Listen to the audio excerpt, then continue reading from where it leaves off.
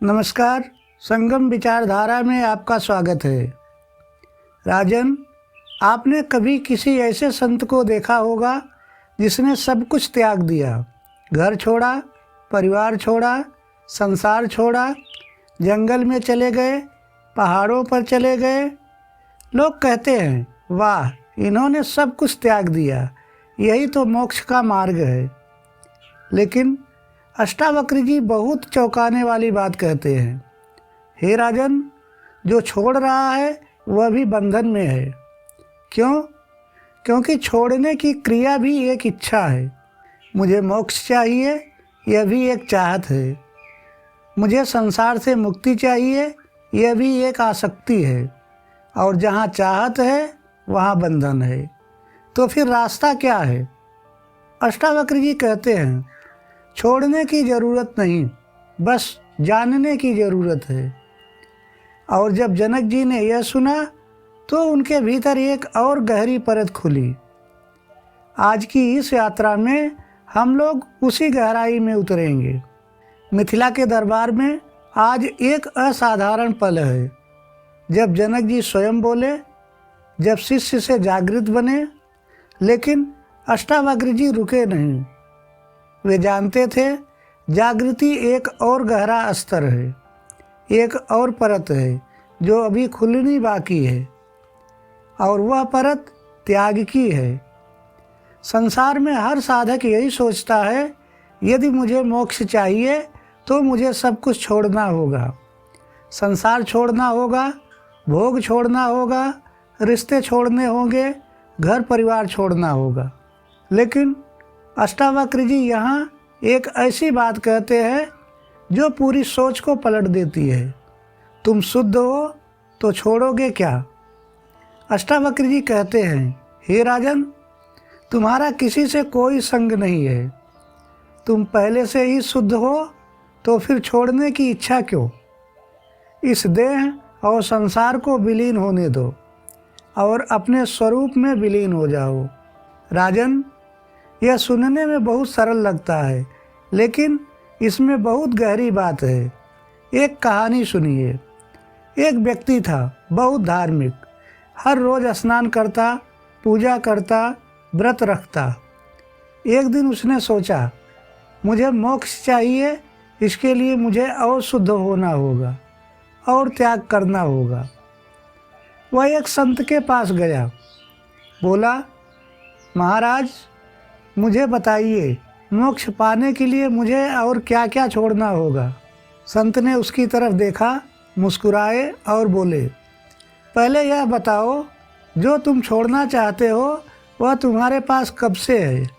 वह व्यक्ति चौंक गया। संत बोले, जो तुम्हारा कभी था ही नहीं, उसे छोड़ोगे कैसे? यह शरीर तुम्हारा नहीं है, यह संसार तुम्हारा नहीं है। तुम तो पहले से ही शुद्ध हो, पहले से ही मुक्त हो, बस यह जानना है। राजन, यही अष्टावक्र जी का संदेश है।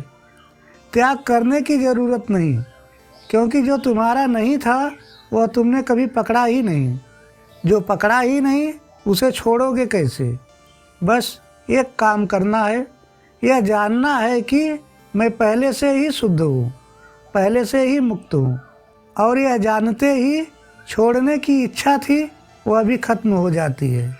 बस एक काम करना है, यह जानना है कि मैं पहले से ही शुद्ध हूँ, पहले से ही मुक्त हूँ। और यह जानते ही जो छोड़ने की इच्छा थी वह भी खत्म हो जाती है।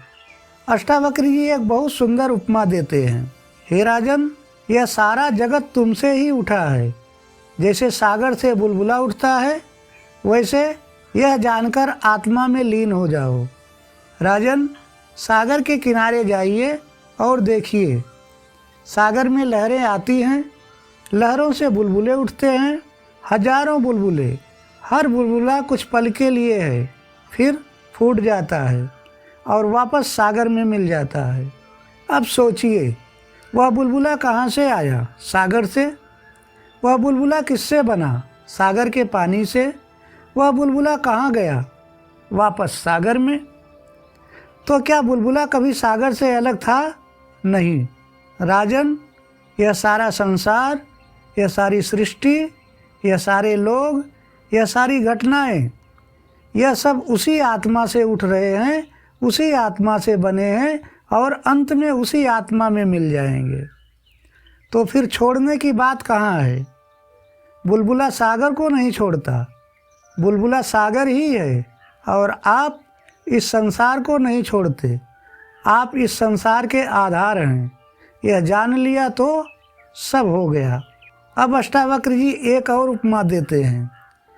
जैसे मिट्टी से बने हजारों बर्तन अंततः मिट्टी ही हैं, जैसे सोने से बने हजारों गहने अंततः सोना ही हैं, वैसे ही यह सारा जगत आत्मा का ही विस्तार है। यह जानकर आत्मा में लीन हो जाओ। हे राजन, एक सुनार है, वह सोने से अंगूठी बनाता है, कंगन बनाता है, हार बनाता है। अब यदि वह अंगूठी बोले, मैं तो अंगूठी हूँ, मैं कंगन से अलग हूँ, मैं हार हूँ, मैं अलग हूँ, तो क्या यह सच है? नहीं, तीनों सोना ही है।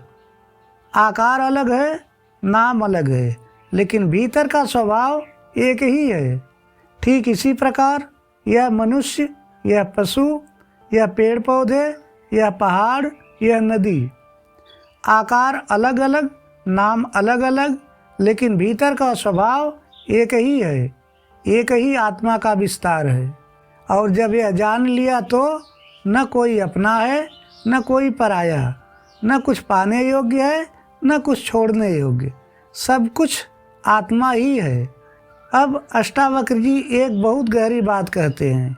हे राजन, सुख और दुख में समान रहो, आशा और निराशा में समान रहो, जीवन और मृत्यु में समान रहो, और इस भाव के साथ आत्मा में लीन हो जाओ। राजन, यह समान रहो का अर्थ संवेदनहीन होना नहीं है, इसका अर्थ है डूबना नहीं। एक नाविक है, नाव चला रहा है, तूफान आता है, लहरें ऊंची उठती हैं, नाव हिलती है।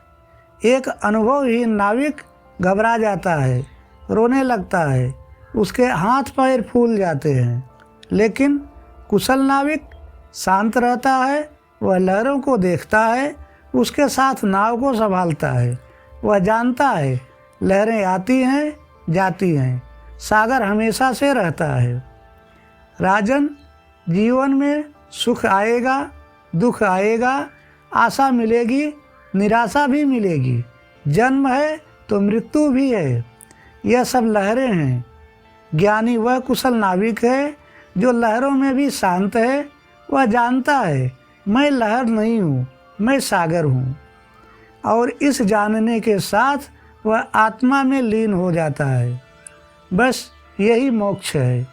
कोई त्याग नहीं, कोई कर्मकांड नहीं, कोई जंगल जाने की जरूरत नहीं, बस जानना ही मोक्ष का मार्ग है। राजन, यह थे अध्याय 5 के 4 श्लोक, जिसमें अष्टावक्र जी ने एक बहुत बड़ी गलतफहमी दूर कर दी। वह गलतफहमी जो सदियों से चली आ रही है कि मोक्ष के लिए त्याग करना पड़ता है। अष्टावक्र जी कहते हैं नहीं, त्याग करने की कोई ज़रूरत नहीं है, बस जानने की ज़रूरत है। पहली बात, तुम पहले से ही शुद्ध हो, तुम्हें शुद्ध होने की ज़रूरत नहीं है। दूसरी बात, यह सारा जगत तुमसे ही उठा है, तुम इसके आधार हो, इसके बंधन में नहीं। तीसरी बात, जैसे सोने के सभी गहने सोना ही हैं, वैसे ही यह सारा जगत आत्मा का ही विस्तार है। चौथी बात, सुख दुख, आशा निराशा, जीवन मृत्यु, इन सब में समान रहो, यही मोक्ष है। राजन, यह ज्ञान आपके लिए है, उस हर इंसान के लिए है जो यह सोचता है मुझे बहुत कुछ त्याग करना होगा, तब जाकर शांति मिलेगी। अष्टावक्र जी कहते हैं शांति त्याग करने से नहीं मिलती, शांति जानने से मिलती है, और वह जानना आज से और अभी से शुरू हो सकता है। यदि यह यात्रा आपके भीतर कुछ जगा रही है तो इस वीडियो को अपने प्रियजनों तक पहुंचा दीजिए, क्योंकि जब भीतर ज्ञान का दीपक जलता है तो बाहर का हर अंधेरा रोशनी बन जाता है। अध्याय 6 में यह यात्रा और भी गहरी होगी। तब तक के लिए नमस्कार दोस्तों, धन्यवाद।